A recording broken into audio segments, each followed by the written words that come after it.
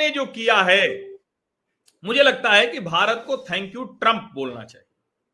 क्यों बोलना चाहिए? क्योंकि अब उन्होंने जो कर दिया है वो हमारे स्वाभिमान आत्मसम्मान को चुनौती का चरम हो गया। अब आपको जो करना हो करिए। सोचिए, जब मोदी जी इंटरेक्ट करें तो इंटरेक्ट करें, पुतिन से इंटरेक्ट करें, शी जिनपिंग से, नेतन्याहू से, और स्टैंडर्ड गिरता हुआ देखिए कि ट्रंप किससे इंटरेक्ट करें, आसिम मुनीर से। बीएलए और उसके साथ ही मजीद ब्रिगेड जो है, इन दोनों ग्रुप्स को जो है वो जी अमेरिका ने अब एज अ टेरर ग्रुप जो है डिक्लेयर कर दिया है। और अभी तक अगर बलोच एक अमेरिकन को एक एनिमी पावर नहीं मानता था, अब उसको भी एनिमी पावर मानेगा। अमेरिका का इंटरेस्ट केवल और केवल ये है जो बलूचिस्तान में रेयर अर्थ है, जो बलूचिस्तान में मिनरल्स हैं, ऑयल है, गोल्ड है, उस पर किसी ना किसी तरीके से वो कब्जा करने की कोशिश करे। चीन पर अमेरिका की निर्भरता है रेयर अर्थ मिनरल्स के लिए। तो कहीं ना कहीं आप ये देखेंगे कि अमेरिकन और चाइनीज के बीच में एक तरह से नया एक बैटल ग्राउंड बनने वाला है बलूचिस्तान, और इसके द्वारा इंस्टेबिलिटी होगी पाकिस्तान के अंदर। पाकिस्तान का डिसइंटीग्रेशन जो है अब चालू होने वाला है। पाकिस्तान आज एक ऐसी परिस्थिति में है, उसका भीख का कटोरा एक चीन के सामने है, दूसरा अमेरिका के सामने है। एक बात मैं आपको बताना चाहता हूं कि पाकिस्तान इस तरह से इन दो नावों में बैठ करके निकल नहीं पाएगा, ये निश्चित है। क्या लगता है इंडिया पे क्या असर पड़ेगा इसका?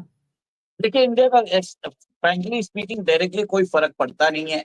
अभी दो जने हैं, आपस में लड़ मरेंगे, हमें क्या करना है? The largest, the first and the second largest economy, उन दोनों की वर्चस्व की लड़ाई है। हमें क्या करना है? हमें तो साइड में बैठना है।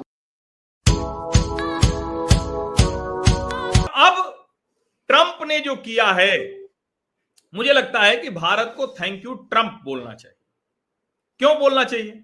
क्योंकि अब उन्होंने जो कर दिया है वो हमारे स्वाभिमान आत्मसम्मान को चुनौती का चरम हो गया। अब आपको जो करना हो करिए।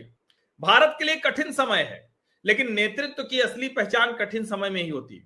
हम भारत के लोग सामान्य स्थिति में औसत प्रदर्शन ही करते हैं।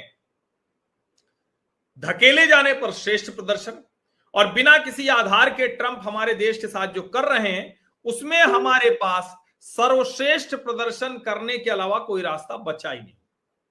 इसको समझिए आप। सोचिए, जब मोदी जी इंटरेक्ट करें तो इंटरेक्ट करें, पुतिन से इंटरेक्ट करें, शी जिनपिंग से, नेतन्याहू से, और स्टैंडर्ड गिरता हुआ देखिए कि ट्रंप किससे इंटरेक्ट करें, आसिम मुनीर से। मुल्ला मुनीर अभी सेकेंड टाइम व्हाइट हाउस गए हुए हैं, मतलब अमेरिका गए हुए हैं, और बताया जाता है उनको एक तरह से लैविश, उनके स्वागत में एक लैविश सेरेमनी अमेरिका ने थ्रो की है। यूएस जो सेंट्रल कमांडर है जनरल माइकल कुरिलिया, वो रिटायर होने वाले हैं, और टैंपा फ्लोरिडा में उनको बुलाया गया। और अभी जो नई खबर आ रही है, बलोचिस्तान लिबरेशन आर्मी को और मजीद ब्रिगेड को उन्होंने एक तरह से स्पेशल डेजिग्नेटेड आतंकवादी ग्रुप उन्होंने डिक्लेयर कर दिया। अब इसका मतलब क्या है कि जो बलोचिस्तान के फ्रीडम फाइटर्स है को उन्होंने टेररिस्ट डिक्लेयर कर दिया। अब लास्ट टाइम जब मुल्ला मुनीर गए थे, बताया जा रहा था कि बलोचिस्तान के जो रिसोर्सेज है, जो trillions of dollars of worth है, और एस्टिमेटेड है कि $6 ट्रिलियन के रिजर्व है, उस पे अमेरिका अपनी निगाह बनाए रख रहा है। और वहां पे जो रिकोडिक माइन है वो अमेरिका अपने पास रखना चाहता है। और कहीं ना कहीं उसको समझ में आ गया था कि जैसे बलोचिस्तान के जो फ्रीडम फाइटर्स है वो चाइनीज इन्वेस्टमेंट्स को हर्ट कर रहे हैं, वैसे ही वो अमेरिकन इन्वेस्टमेंट को भी हर्ट कर सकते हैं। इसके लिए बलोचिस्तान का इंटरनेशनल सपोर्ट हटाने के लिए उन्होंने इनको डेजिग्नेटेड फॉरेन टेररिस्ट उन्होंने डिक्लेयर कर दिया।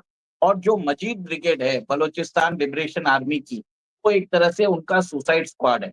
बताया जाता है कि ये जो सुसाइड स्क्वाड है one of the deadliest squad in the entire world. यहाँ पे इसकी जो मेंबर्स है 5,000 मेंबर्स है इसके, और इसमें मेनली लेडीज है।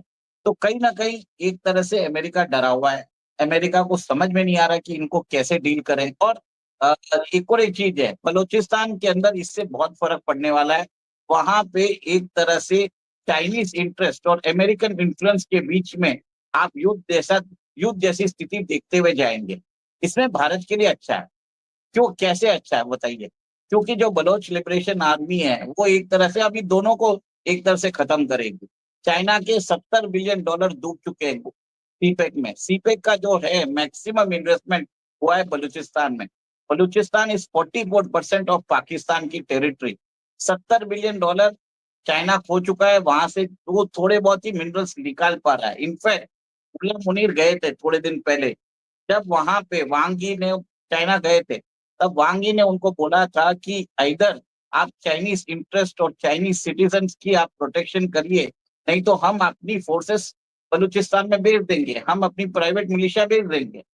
अब अमेरिकन फोर्सेस उधर आएंगे बलूचिस्तान में।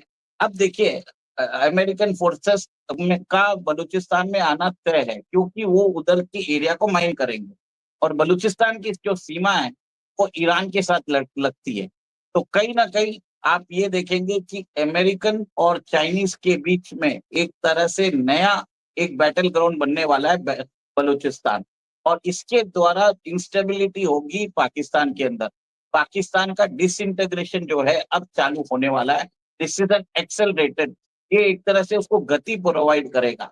दिस इज अ कैटलिस्ट, मेरा ये मानना है। मौलाना फजलुर रहमान जो पाकिस्तान के पार्लियामेंटेरियन हो चुके हैं, उन्होंने बोला है कि Balochistan is few steps away from getting independence. मतलब कुछ कभी भी उनको यूएन रिकग्निशन मिल सकता है। अब बलूचिस्तान बनेगा ग्रेवयार्ड ऑफ एम्पायर, जैसे अफगानिस्तान को बोलते हैं ना कि ग्रेवयार्ड ऑफ एम्पायर्स है। अब बलूचिस्तान बनने वाला है। चाइना के $70 बिलियन डूब चुके हैं। सीधी बात बता रहा हूँ, कुछ नहीं आने वाला उधर से। आज चाइना उधर से सिर्फ थोड़े बहुत रॉ मटेरियल्स देता जा रहा है, पर पाकिस्तान को अभी इस साल पाकिस्तान को चाइना को $30 बिलियन देना है। क्या आप समझ सकते हैं कि पाकिस्तान उनको दे पाएगा? अल्टीमेटली अब चाइना को काउंटर करने के लिए वो अमेरिका को लेके आ गया, ताकि चाइना को पैसा न देना पड़े। अब अमेरिका भी उधर जाके बलूचिस्तान के रिसोर्सेस के लिए अपनी मौजूदगी करेगा। अमेरिकन फोर्सेस आएंगे, और अमेरिकन फोर्सेस आने के बाद आपको मालूम है वो क्या करते हैं, उस सारे रीजन के अंदर एक तरह से प्रोग्राम मचा देंगे।